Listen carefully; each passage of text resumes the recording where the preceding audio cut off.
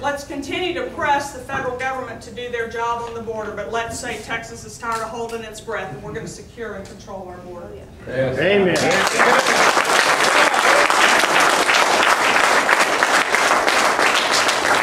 I think it's real important, because every one of these crowds that I talk to, we've got folks that are really, really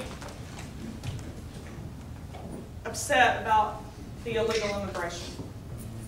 And I think it's really, real important, before we head down that how do you fix that, to remind ourselves. I heard a man ask some years ago, what is it that makes a nation wealthy? And I thought, I don't know if I know the answer to that. And he said, you might think it's natural resources. And I thought, yeah, that's right, that's what it is. And he said, you'd be wrong. I'd submit to you that if it were natural resources, the continent of Africa would be the wealthiest on the face of the globe. And the country of Japan would be the poorest. We all know that's not so. It is people that make a nation wealthy. God made us that way. We are what makes the world go round. It is people. This country is great because we have had a legal immigration process. We have drawn the best and the brightest from all over this globe, and we have assimilated to that American ideal. So there's few among us who want closed borders. We want secure, fortified borders. We want people coming through the legal ports of entry and assimilating to this culture. We do not want an invasion.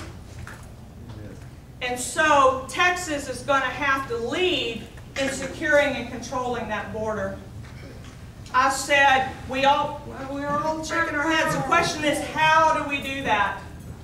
I've had the privilege thus far to engage with a number of local sheriffs on the border. Texas has 14 border counties.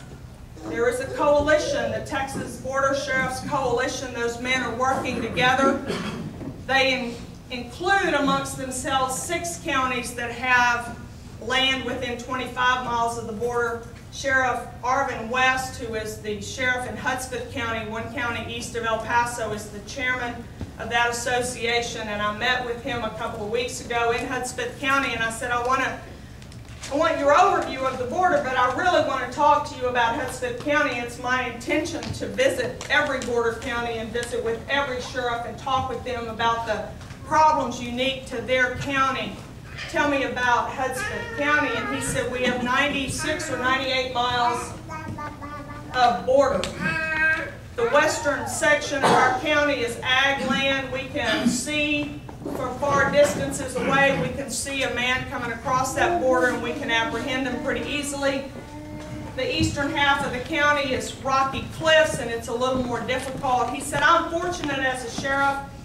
Every one of my border landowners has given me the okay to apprehend anybody I find on their property and charge them with criminal trespass. So if you're an illegal immigrant, we know you've broken a law just by crossing that border, but I'm not a federal agent, but you've also now committed a criminal trespass. That is a state law violation in Texas, and we arrest those individuals and they immediately get a criminal record in this state, and we call Border Patrol and they come and get them and they deport them. And I said, you believe they're deported? He said, no ma'am, I know that they are deported. Unless we are called away from that scene or Border Patrol is significantly delayed and we have to leave, and then the person is free to go. They've got a criminal record, but they may occasionally not. But he said most of the time Border Patrol comes and they're deported.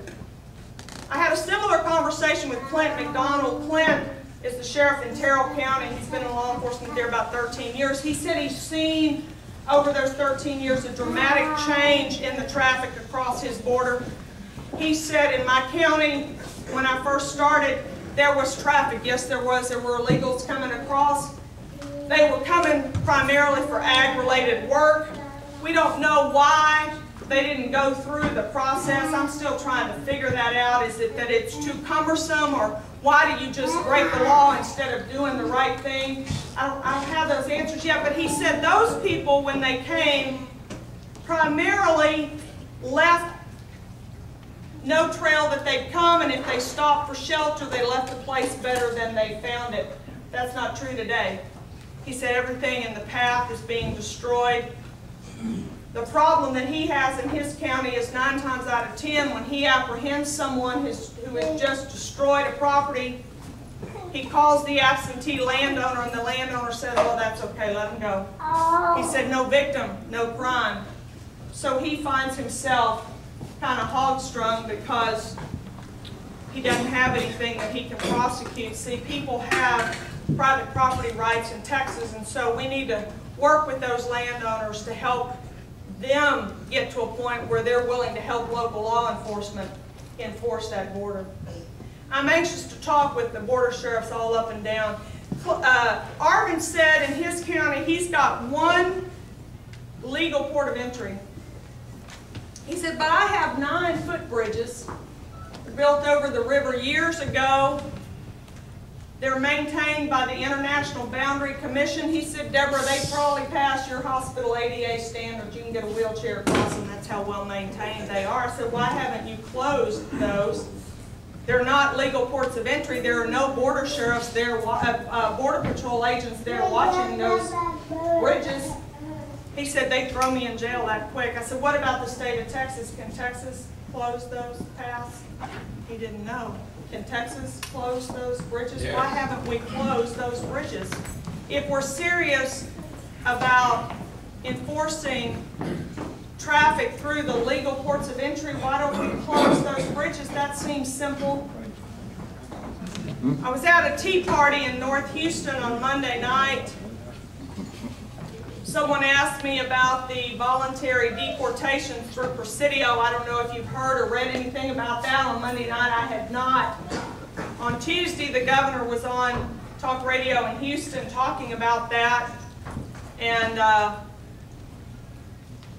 I called Donnie Ray. Donnie is the executive director of the Texas Border Sheriffs Association. His office is in El Paso, and his secretary said, Deborah, I don't know if you can get him. He's out in Big Bend country, but here's his cell phone. You can try. And I got in touch with Donnie, and I wanted to talk with him to let him know that I was headed to Harlingen and Brownsville, McAllen this week, and to ask him if there were any particular individuals that I should look up when I was there.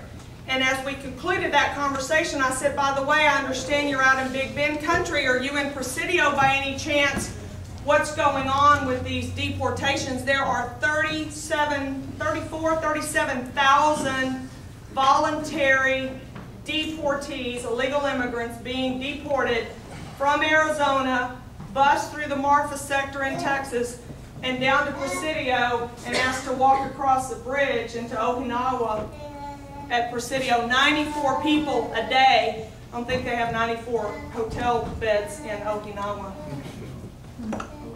And I said, what are you doing? And he said, I just talked to the sheriff of Presidio. I was just with the sheriff of Presidio 2 hours ago. I'm not sure that we know about that federal program. And I said, you mean we haven't dispatched rangers to your county to help support local law enforcement? It doesn't take a rocket scientist to figure out when those people are voluntarily deported, they're going to walk right back into Texas unless Texas secures that border. See, if the governor were serious, I was on that same radio show myself this morning, and the man said, well, he sent a letter to Washington. I said, for Pete's sake.